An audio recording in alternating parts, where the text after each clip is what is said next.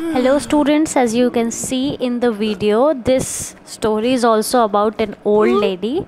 We'll see about how life of an old lady changes with the life of their family members and how the old people have to accept it, and later on how in this way they had to live their life, they have to live, and later on they die in this boring way.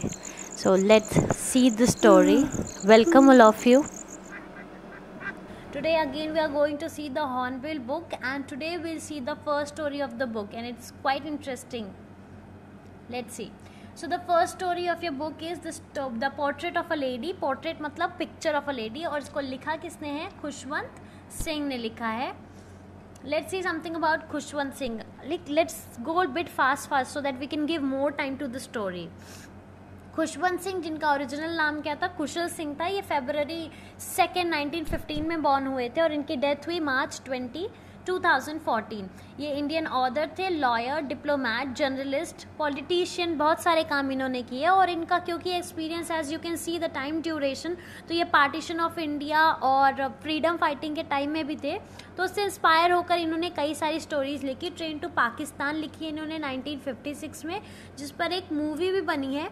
और खुशवंत सिंह पद्म भूषण मिला है इनको, और इनको पद्म विभूषण भी मिला हुआ है. So he has got the highest civilian award and the second highest civilian award also he got.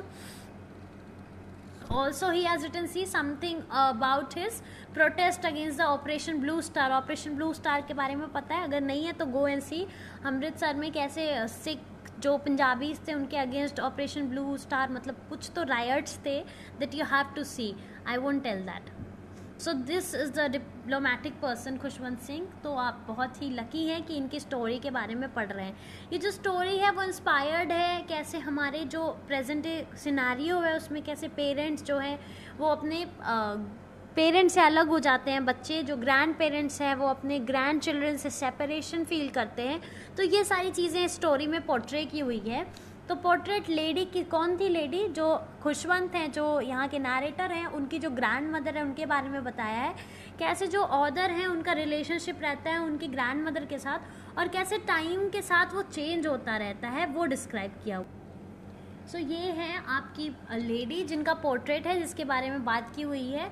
और ये डेली एक्टिविटीज़ बताते हैं कैसे उनकी डेली एक्टिविटीज़ और day to day life effect हुई जैसे कि ये बच्चा ग्रो होता गया. यहाँ पे स्टोरी स्टार्ट होती है ये जो ऑथर हैं, जो नरेटर हैं, उनके चाइल्डहुड से, और फिर जो ग्रोइंग फेज़ रहता है उनकी लाइफ का, जब वो स्कूल स्टूडेंट बन जाते हैं, फिर यूनिवर्सिटी स्टूडेंट बन जाते हैं, फिर ग्रोन अप हो जाते हैं, जॉब करके वापस आते हैं, और तब तक बताया जब तक कि इनकी ग्रैंड मदर की डेथ नहीं हो जाती है. So let's see the story. The story is very interesting as it portraits the Indian scenario. कैसे इंडियन सिनारियो में ग्रैंड पेरेंट्स कहाँ हैं, क्या जगह है उनकी, और उनको कैसे लोन फील होता है जब छोटे बच्चे उनके ग्रैंड चिल्ड्रन बड़े होने लगते हैं. That will see here in this story.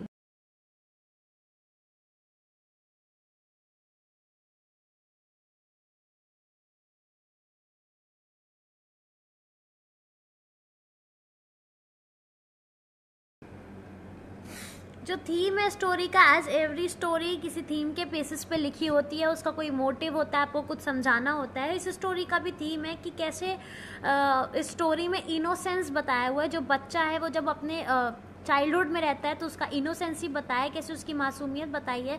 फिर उनका और उनकी ग्रैंड मदर की फ्रेंडशिप बताई है, उनका लव, उनका कनेक्शन. फिर उनके ग्रैंड मदर की काइंडनेस बताइए. आप देखेंगे स्टोरी में कि जो ग्रैंड मदर है वो रास्ते में डॉग्स और एनिमल्स को फीड करते हुए जाती थी उनके बचपन टाइम में, जब वो लोग विलेज में हुआ करते थे. फिर सेल्फलेसनेस के बारे में बताया, कैसे ग्रैंड मदर अपने बारे में ना सोचकर अपने ग्रैंड चाइल्ड के बारे में सोचती हैं, उनको बड़ा करती हैं. ये जो नरेशन है ये फर्स्ट पर्सन में है. ये अननेम्ड नरेटर हैं. जो स्टोरी में नरेटर है उनका नाम नहीं लिखा हुआ है, तो let's assume that the author is the narrator. और ये बताता है कितनी हार्डशिप्स होती हैं जो कि लोगों को फेस करनी होती है, स्पेशली जो ओल्ड वंस होते हैं आपके घर में, क्योंकि वो अलोन हो जाते हैं, लोग अपने आप में बिजी हो जाते हैं. तो that is what is being described. और फिर भी इनकी ग्रैंड मदर कितनी पेशेंटली बिहेव करती हैं, सब कुछ रिस्पेक्ट और एक्सेप्टेंस के साथ जो है वो सिचुएशन को डील करती हैं. तो that is what is said in the story, described actually. Let's see the line by line explanation. my grandmother, like everybody's grandmother, was an old woman. Of course सबकी grandmother कैसी होती हैं, एक old women होती हैं, तो इनकी grandmother भी क्या थी, एक old women थी.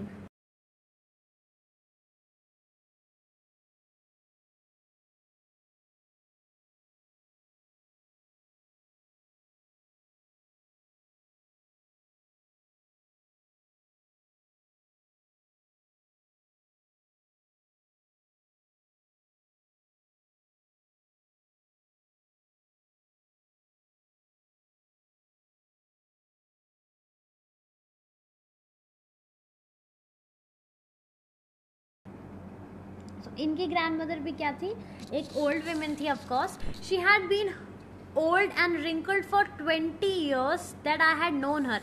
और क्या है, जिस 20 साल से मैं अपनी ग्रैंडमदर को जान रहा हूँ, ये तब से क्या है, उतनी ही ओल्ड है, उतनी रिंकल्ड है, उतनी झुर्रियाँ हैं इनके स्किन पे. People said that she had once been young and pretty.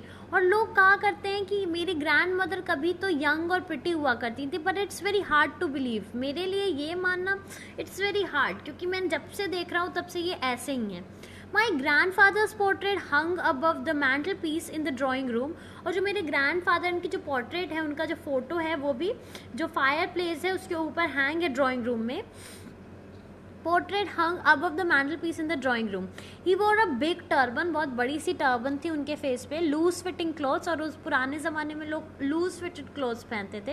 His long white beard covered the best part of his chest.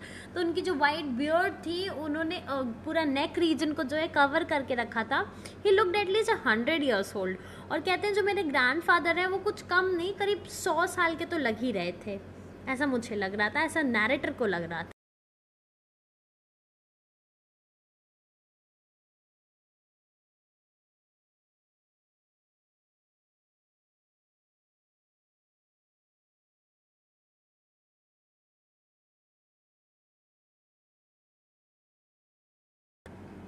He did not look the sort of person who would have a wife or children. और उनको देखकर कोई नहीं कह सकता था कि वो इस टाइप के पर्सन थे, जिससे कि वो लग रहे थे इतने बुढ़े कि उनके कभी बच्चे भी रहे होंगे, उनकी वाइफ भी रही होंगी. तो it's unimaginable. He looked as if he could have a lot and lots of grandchildren. और वो इतने बुढ़े लग रहे थे फोटो में कि बस ये लग रहा था कि उनके बहुत ढेर सारे ग्रैंड चिल्ड्रन, नाती पोते हो सकते हैं. बच्चे और वाइफ का तो can't imagine. As for my grandmother being young and pretty, the thought was almost revolting. और जहाँ तक मेरी ग्रैंडमदर की बात है, अगर कोई कहता है कि वो यंग और प्रिटी हुआ करती थी, तो ये तो थॉट, जो सोच है, वही अपने आप में रिवॉल्टिंग है. ऐसे लग रहा था लड़ाई कर रहा है, वो सोच कर ही अपने आप में डिस्टर्ब हो जा रहा था. She often told us the games which she use to play as a child. और अब हमें अक्सर बताया करती थी कि जब वो छोटा बच्चा थी तो वो कैसे गेम्स खेला करती थी. But that seems quite absurd and undignified on her part. अब एक कोई है जो आपके सामने बहुत सिंसियर है, आपके लिए बहुत रेस्पेक्टेड है, और वो बताए कैसे वो मतलब फन गेम प्ले करता था, तो वो कह रहे नैरेटर कि मेरे लिए ग्रैंड मदर का जो कैरेक्टर है उसको सूट ही नहीं कर रहा था, और बहुत अनडिग्निफाइड, absurd, बहुत अजीब और बहुत अनरिस्पेक्टफुल लग रहा था on her part. And we treated it like the fables of the prophet she used to tell us. जैसे प्रॉफिट्स की कहानी सुनाती थी, फेबीज जो इमेजिनरी लगती थी, वैसे मुझे ये भी स्टोरी क्या लग रही थी, इमेजिनरी लग रही थी कि ग्रैंड मदर कभी यंग हुआ करती थी, कभी प्रिटी हुआ करती थी, कभी गेम्स प्ले किया करती थी. तो it was imaginary sort of me. She had always being short and fat and slightly bent. तो जब से ये देख रहे हैं तब से ग्रैंड मदर इनकी थोड़ी छोटी हुआ करती थी, हैं तब से, और थोड़ा सा बेंट है, थोड़ा झुकी हुई हैं. And her face had a criss-cross of wrinkles running from everywhere to everywhere. उनके फेस पे हर जगह से हर जगह तक क्या थे, wrinkles थे, झुर्रियाँ पड़ी हुई थी. No, we were certain that she had been always being as we had seen her, and we had known her. और ऐसा इनका मानना है कि मतलब इतने दिन से ये सेम चीज़ देख रहे हैं, तो ये मान लिया इन्होंने कि जैसे ये देख रहे हैं वैसे ही ये शुरू से रही हैं. Old, so terribly old that she could not have grown older and stayed at the same age for 20 years. So कह रहे हैं ओल्ड, इतनी बुढ़ी हो चुकी हैं, इतनी टेरिबली बुढ़ी हो चुकी हैं कि इससे ज़्यादा बुढ़ी वो हो ही नहीं सकती. और इसीलिए 20 साल से, पिछले 20 साल से वो क्या है, सेम है, वैसे ही हैं. She could never have been pretty. और ये तो हम सोच ही नहीं सकते कि she was pretty. हाँ, she could have been beautiful. She was always beautiful, हमेशा ही वो ब्यूटिफुल लगती है, बट प्रिटी कांट इमेजिन.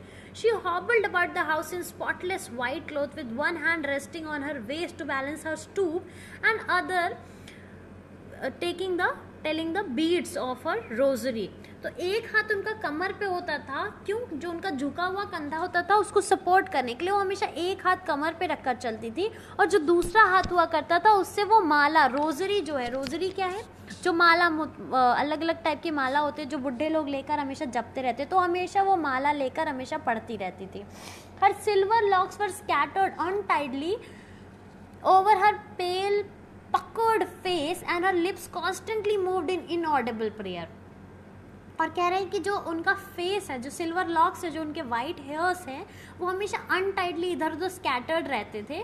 और कहाँ पर स्कैटर रहते थे, उनका जो पेल येलो सा वाला फेस था, उस पे जो येलो सा बुढ़ा हुआ सा फेस था, उस पे हमेशा वो बाल जो है स्कैटर्ड रहते थे. और उनका जो लिप्स है वो हमेशा मूव करता रहता था, कुछ तो वो बोलती थी, प्रेयर्स होती थी, एंड दैट वाज इनऑडिबल, जो कि सुनाई नहीं देता था. Yes, she was beautiful, and she was beautiful. Now he agrees, yes, she was beautiful. She was like the winter landscape in the mountain. और विंटर में जैसे लैंडस्केप लगता है, सीनरी लगती है माउंटेन एरियाज में, वैसे थी इनकी ग्रैंड मदर.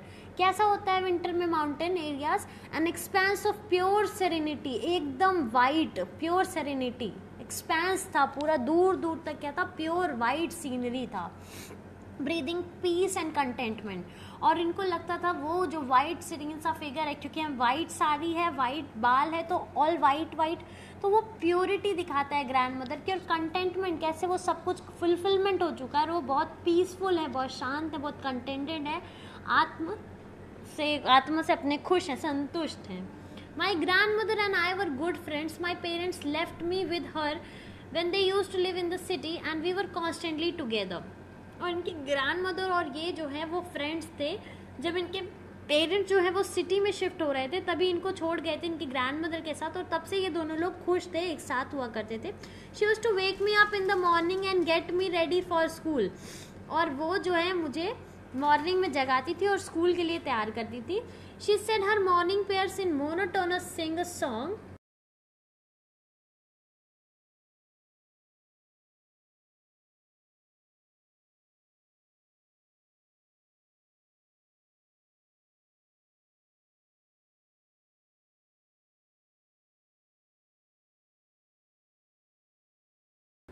और जो उनकी मॉर्निंग प्रेयर्स है वो मोनोटोनस, एक टोन में, सेम टोन में सुबह रोज सुनाया करती थी. While she bathed and dressed me up in the hope that I would listen and get to know it by heart. और पूरे टाइम वो बोलती रहती थी, जितनी देर मुझे उठाती थी, नहलाती थी, तैयार करती थी, इसलिए ताकि मुझे भी वो बाय हार्ट लर्न हो जाए. I listened because I would listen and I get it. I listened because I loved her voice but never bothered to learn it. और वो क्यों सुनाती थी? ताकि इनको लर्न हो जाए. पर ये क्यों सुनते थे? क्योंकि इनको अपनी ग्रैंड मदर की वॉइस जो है वो पसंद थी, पर कभी इन्होंने सोचा नहीं कि इसको लर्न करने की भी ज़रूरत है. Then she would fetch my wooden slate which she had already washed and plastered with yellow chalk, a tiny earthen ink pot and a red plastered with yellow chalk pen, tie them all in a bundle and hand it to me.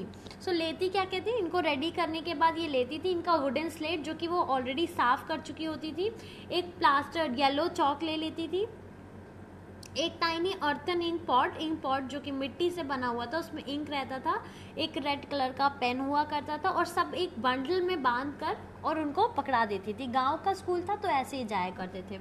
After breakfast we went to school. After breakfast of a thick स्लेट चपाती, जो मोटी वाली रोटी होती थी वो बनाती थी, और उसमें बटर और शुगर स्प्रेड करके देती थी, और उसके बाद ये लोग स्कूल चले जाते थे.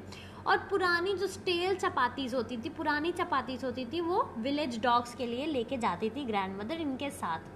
माई grandmother always went to school with me because school was attach to the temple.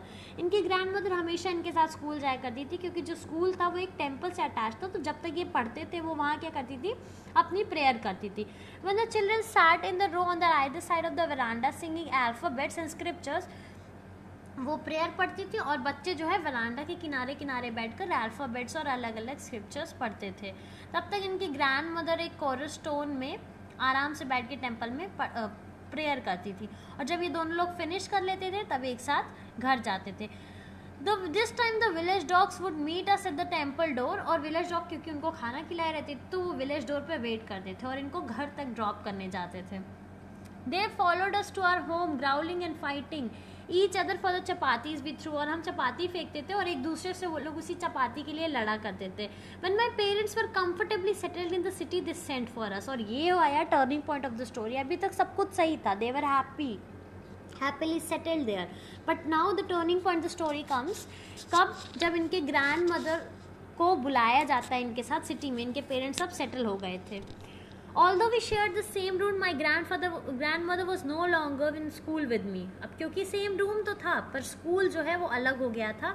इनका इंग्लिश मीडियम स्कूल था. एक बस आती थी, ये बस से जाते थे. कोई स्ट्रीट डॉग्स नहीं होते थे, कोई फीडिंग, अब ये सब नहीं होता था. तो अब इनकी ग्रैंडमदर अभी भी सेल्फलेस थोड़ा सा हेल्प कर रही है किसको, एनिमल्स की जो है फीडिंग करती थी. पर अब किस एनिमल की करती थी? अब वो बर्ड्स को फीड कर रही थी, स्पैरोज जो कोर्टयार्ड में उनके आंगन में आया करते थे.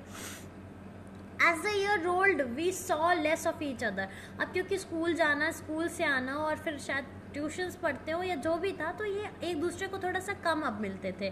When I came back, she would ask me what the teacher had taught. और जब ये आते थे तो ये पूछती थी ग्रैंडमदर की टीचर क्या पढ़ाई, क्योंकि वहाँ पर तो वो जानती थी. बट जब ये इंग्लिश वर्ड्स बताते थे और वेस्टर्न साइंस, वेस्टर्न एजुकेशन और लर्निंग के बारे में बताते थे, प्रिंसिपल्स, क्योंकि अब वो बड़े भी हो चुके थे, तो उनको बिल्कुल अच्छा नहीं लगता था क्योंकि उनको कुछ समझ में नहीं आता था. Now she could not help me with my lessons. She did not believe in the things they were taught at English schools and were distressed that they were not teaching about God. तो उनको बहुत बुरा लग रहा था. उनको ये जो आप लोग पढ़ते हैं उनमें दादी जी को इंटरेस्ट नहीं था. दादी जी को लगा ये सब वेस्ट ऑफ टाइम है और पढ़ाना क्या चाहिए, अबाउट गॉड के बारे में पढ़ाना चाहिए, स्क्रिप्चर्स के बारे में पढ़ाना चाहिए, हमारी रिलीजियस नॉलेज को बढ़ाना चाहिए. तो इनको ये सब अच्छा नहीं लग रहा था और ये बहुत डिस्ट्रेस, बहुत सैड फील कर रही थी. One day I announce that we were given music class. और एक दिन इन्होंने बता दिया कि म्यूज़िक क्लास भी दी जाती है हमें. और इससे तो दादी जी बहुत ज़्यादा डिस्टर्ब हो गई. उनके लिए to her music had lewd associations, और बहुत चीप मीन एसोसिएशन. वो म्यूज़िक को बहुत चीप वे में रिलेट करती थी.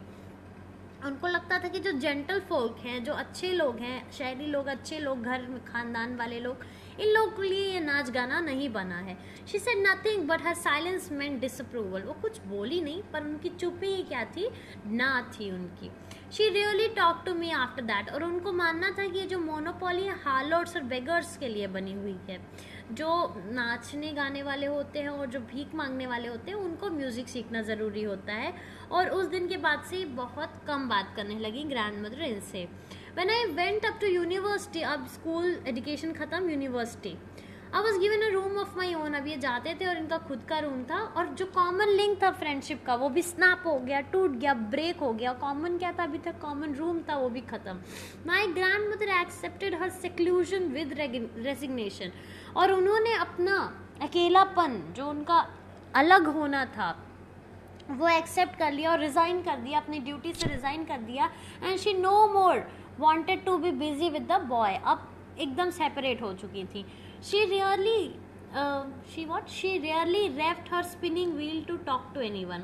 और अपना चरखा चलाती रहती थी और शायद ही कभी वो छोड़ती थी कि किसी से बात करे.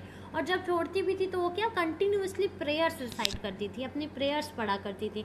Only in the afternoon she relaxed for a while to feed the sparrows while she sat in the veranda breaking the bread into little bits. और कुछ देर के लिए खाली बैठती थी जब वो स्पैरोज को फीड करती थी. आफ्टरनून में ब्रेड क्रम्स तोड़ तोड़ के फीड करती थी. While she sat in the veranda breaking the bread into little bits, hundreds of little birds collected round her, creating a veritable bedlam of chirrupings. तो जब ये करती थी, लिटिल बिट्स को तोड़ तोड़ के डालती थी, तो 100 of birds, veritable variety of birds जो हैं वो ट्रूप्स में आती थी. अपनी चिरपिंग, चहचहाट के साथ एक टोन होता था और उसमें चहचहाती हुई आके खाती थी. She came and perched on her legs and others on her.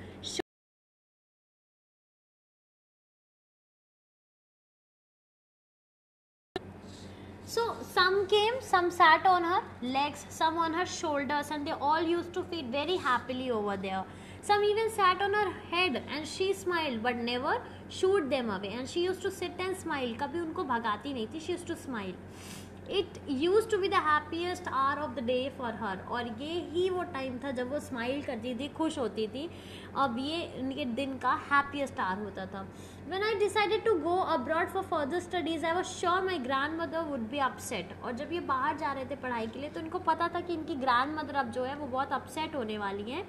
I would be away for 5 years and at her age no one could tell. मतलब कह रहे हैं कि मैं 5 साल के लिए जा रहा हूँ और इस उम्र में कोई क्या जाने कब क्या हो जाए. But my grand mother could, उनकी ग्रैंड मदर बता सकती थी. She was not even sentimental, उनको पता था कि वो 5 साल अभी रहेंगे, वो बिल्कुल भी सेंटिमेंटल नहीं हुई. She came to leave me at the railway station but did not talk और शो एनी इमोशन. बहुत स्ट्रॉन्ग थी इनकी ग्रैंड मदर. सी कितने कैरेक्टर इनके ग्रैंड मदर के, जैसे जैसे लाइफ चेंज हो रहा है इनकी ग्रैंड मदर सब कुछ एक्सेप्ट कर रही हैं. तो ये एक एक्सेप्टेंस दिखा रहा है. This is the theme of the story. कैसे ये everything without any complaint she is accepting everything. So here also she said nothing and she even did not show any emotion to the child. She came to leave me at the railway station but did not talk or show any emotion. Her lips moved in prayer, still she was doing her prayers. Her mind was lost in prayers. Her fingers were busy telling the beads of her rosary. और fingers से वो जो है वो माला जो है बार बार वो माला चला रही थी. Silently she kissed my forehead and when I left cherished the moist imprints as perhaps the last sign of physical contact between us. और जब वो जाने टाइम वो आती है उनके फोरहेड पे किस करती हैं और इनको लगता है कि अब ये लास्ट फिजिकल कांटेक्ट है हमारे बीच जब हम मिल रहे हैं. ऐसा इनको लगा क्योंकि वो बहुत ज़्यादा इंटेंस था. ऐसा इनको लगा क्योंकि अब 5 साल के लिए जा रहे हैं, पर ऐसा कुछ नहीं था. 5 साल के बाद ये वापस आए और ग्रैंड मदर इनसे स्टेशन पे मिलने आई. She was still alive. She don't look a day older, और अभी भी वो वैसी ही थी, बिल्कुल बुढ़ी नहीं लग रही थी. सो बताया ना, वो इतनी बुढ़ी हो चुकी थी कि और बुढ़ी हो ही नहीं रही थी. She still had no time for words, बिल्कुल नहीं बोल रही थी. अभी भी अपने प्रेयर्स जो है वो करती जा रही थी. Even on first day of my arrival, और इनके आने से कुछ नहीं बदला. जो पहला दिन था इनके आने का, तब भी इनके दिन का सबसे खुशी वाला टाइम क्या था, जब वो स्पैरोज को फीड कर रही थी. whom she fed longer and with frivolous remarks. तो और ये आज लेकिन जो स्पैरोज है उनको थोड़ा ज़्यादा फीड कर रही थी और थोड़ा हैप्पीली रिव्यूज के साथ थोड़ा सा एक्स्ट्रा टाइम दे रही थी. In the evening a change came over हर, और शाम के टाइम कुछ तो चेंज आया. इस बार वो प्रे नहीं की और विमेंस जो थी नेबरहुड के उनको बुलाकर और ओल्ड ड्रम ले ली और गाने लगी. ढोलक sort of. For several hours she thumbed the sagging of skin of the dilapidated drum. जो वो ड्रम हुआ करता था जिसका जो स्किन है वो निकला हुआ होता था, उसको बहुत देर तक ये बजाती रह गई. और वो जो घर आते हैं वीर जवान, वो वाला गाना गा रही थी, home coming of warriors. We had to persuade her to stop avoiding over straining, और उनको बार बार रोकना पड़ा था कि आप ओवर स्ट्रेस मत लीजिए, बस करिए. That was the first time she had ever known her that she did not pray. और जब से ये उनको जानते हैं तब से ये पहली बार था जब इन्होंने ये प्रे नहीं कर रही थी, सब कुछ छोड़ दी थी. Next morning she was taken ill, और अगली सुबह वो बीमार हो गई. थोड़ा सा बहुत माइल्ड सा फीवर था और डॉक्टर ने कहा कि वो चला जाएगा. बट ग्रैंड मदर नहीं, ग्रैंड मदर को कुछ अलग सोच रहा था. क्या? She told her that her end was near, और अब वो जल्दी ही जाने वाली हैं. She said that since only a few hours was left before the last chapter of her life, और उन्होंने कहा क्योंकि अब कुछ ही घंटे बचे हैं मेरे आखिरी चैप्टर लाइफ के जो है वो ख़त्म होने से पहले, तो she had omitted to pray. She was not going to waste any time talking to anyone. So now she had, अभी तक तो उन्होंने प्रे, अब किसी को भी वो बात नहीं करने वाली है. सबको छोड़ छाड़ के वो थोड़ी देर शांति से रहना चाहती. We protested but she ignored our protest. She lay peacefully, और क्योंकि कुछ ही घंटे बचे थे इसलिए प्रेयर बंद करके गाना बजाना कर ली. बट अब नहीं, अब वो लास्ट आवर्स जब उनकी ज़िंदगी के बचे हैं तो वो प्रे करना चाहती थी. और इन्होंने मना किया इन लोगों ने, बट कुछ नहीं, वो शांति से बैठ के अपने बेड पे अपनी बीड्स जो है वो पढ़ रही थी, माला जो है जप रही थी. Even before we could suspect her lips stopped, और सब कुछ वैसे ही था. किसी के सस्पेक्ट, कोई किसी के पता चलने से पहले उनके जो लिप्स हैं वो क्या हो गए, बंद हो गए.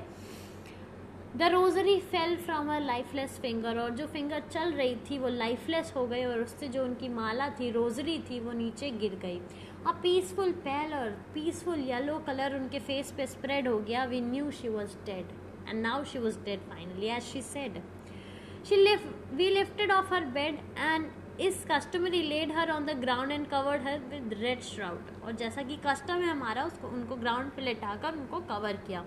कुछ घंटे सब लोग रोए। We left her alone to make arrangement, उस रोने धोने के बाद कुछ घंटे बाद वो गए सब लोग तैयारी करने।